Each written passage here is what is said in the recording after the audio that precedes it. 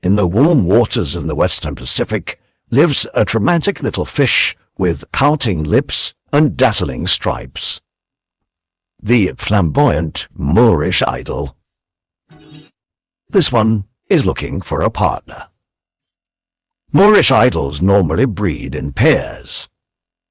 But here they do something that no others of their species do. They congregate in huge numbers before swimming away from the reef to spawn. But so many fish attract attention. A grey reef shark. And it's not alone.